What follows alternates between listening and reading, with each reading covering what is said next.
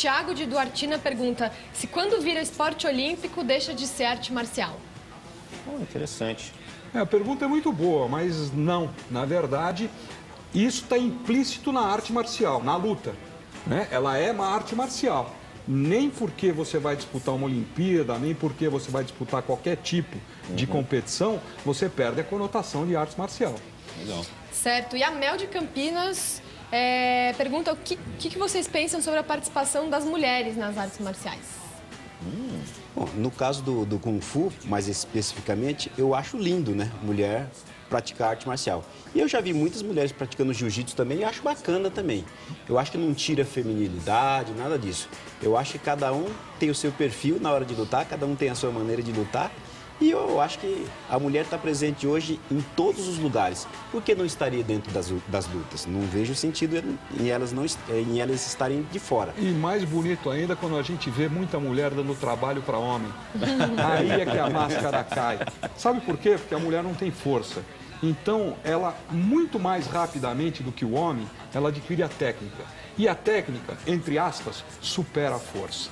E isso, dentro do jiu-jitsu, é um negócio muito bacana. Eu tenho alunas mulheres e quando eu vejo os meninos passando dificuldade com elas, eu dou muita risada. Eu dou muita risada, porque essa história de estupro, isso é uma mentira. Então, dizem que as mulheres só procuram lutas para defesa pessoal, né? Quando uma mulher aprende a fazer guarda de jiu-jitsu, eu queria ver alguém estuprar. Não existe. Não existe possibilidade. O que é a guarda? A guarda é exatamente o domínio que o lutador de jiu-jitsu é a aula número 1, entende? Do lutador de jiu-jitsu, que é exatamente a história de deixar sair daqui do meio das suas pernas e passar para o lado. Aquele que tem a orelha estragada é porque não tem boa guarda. Por quê? Acaba sendo arrastado. Claro, acaba sendo judiado. Eu tenho 53 anos de jiu-jitsu. Ninguém passava a guardinha do titio. Então, a minha orelha não estragou. Agora, quem tá com ela aí, desfilando que nem um troféu, desculpe. Isso aí é falta de guarda. Quando a mulher aprende esse domínio aqui, velho, no meio da perna, ela faz o que ela quiser. Que legal. Agora, a gente tem uma onda aí de filmes, né? Tem filmes falando de capoeira, tem o filme O Besouro, né? Acho que foi lançado esse ano mesmo. Teve um filme Red Belt, acho que com o Rodrigo Santoro, que é sobre jiu-jitsu. Filmes de Kung Fu, a gente não precisa nem dizer, porque a história do cinema chinês, né? Muito longa. Muito longa no cinema. Bruce Lee, hein? Bruce Lee, pois é. Os filmes, essa divulgação massiva da mídia, ajuda ou atrapalha? Porque deve ter muita gente que acha que é assim, né? Vou lá, vou aprender e vou ficar igual o Bruce Lee. É isso? Eu acho que ajuda muito, né, ao crescimento das artes marciais. Cabe a nós que somos mestres de artes marciais desmitificar o aluno quando ele chega dentro da academia, tratando ele de uma outra maneira e mostrando para ele a realidade das artes marciais. Não sei se o pessoal aqui concorda com isso. Não, eu não concordo, porque para mim, na minha opinião, atrapalha. Porque o nego vê no filme, né, o cara voar. E de repente ele acha que pode também então, voar. Mas foi exatamente isso que eu disse. Aí cabe a nós desmitificar. Quando ele chegar aqui, polir a pessoa quando chega. Então, não discordo de você realmente. É bom para a divulgação, mas quando chega na gente, a gente tem que... É verdade. Interessante, é porque a gente vê nos filmes que realmente as pessoas voam, né? Mas Hollywood tem um monte de efeito. Não é assim. Mas agora o Bruce Lee era um evento, né? Ele não era normal. Ele era normal? Parece que ele estava amarrado em uma corda o tempo inteiro. Quando se fala em cinema, a gente fica meio difícil da gente questionar, porque a gente não sabe o que está por detrás daquilo, né? Então vai ficar difícil para eu dizer assim, não, ele era muito bom ou ele era muito ruim.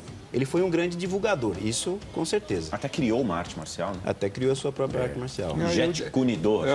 Que são as técnicas de mão do Kung Fu, que eu tive a oportunidade de fazer com um mestre francês e ainda com o mestre Natali, né? Essa técnica de mão do Kung Fu é maravilhosa. A hora que você desenvolve isso, dificilmente alguém te dá um tapa. Legal.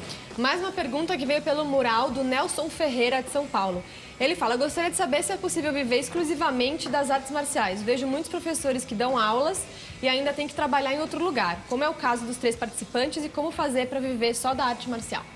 Legal. Eu particularmente vivo do jiu-jitsu desde que eu me entendo por gente. Eu sou filho de professor de jiu-jitsu. Então, dentro da minha casa, o pão sempre foi de origem do jiu-jitsu. Depende de você. Depende realmente de quem está fazendo. Eu conheço professores de jiu-jitsu que ganham R$200 por mês e conheço professores de jiu-jitsu que ganham mais de R$20 mil por mês. tem jeito para tudo. É assim no Kung Fu também? Eu fui de uma profissão muito rentável para mim. Eu fui analista de sistemas por 25 anos. E eu ganhava muito bem. E hoje eu posso dizer que eu ganho muito mais do que eu ganhava como analista de sistemas. Então, é como o mestre Otávio falou, vai depender única e exclusivamente de você, de como você vai tratar a sua arte marcial como o seu negócio. É isso aí, mestre Suassuna. Dá para viver da capoeira? Dá para viver. Isso eu costumo dizer que a gente, o sucesso da nossa vida depende da articulação da nossa inteligência. Se você só sabe lutar e não sabe trabalhar, não sabe usar aquilo, porque você é o empresário daquilo que você tem na mão, que é o seu corpo. E você vai ter que saber vender esse produto. Você vai ter que saber aprender, primeiro, aprender a rir, que o pessoal não sabe rir. Quem abre um comércio não sabe rir, tem que aprender a rir para abrir um comércio e aprender a atender os desejos de todos que vêm lá. E criar, principalmente, não se faz esporte nem tem academia, no meu ver. Eu nunca fiz isso. Eu ganho dinheiro, eu tenho muitas academias, viajo o mundo todo. Qual que é a primeira aula que eu tenho? Vou lá na sua academia, primeira aula então.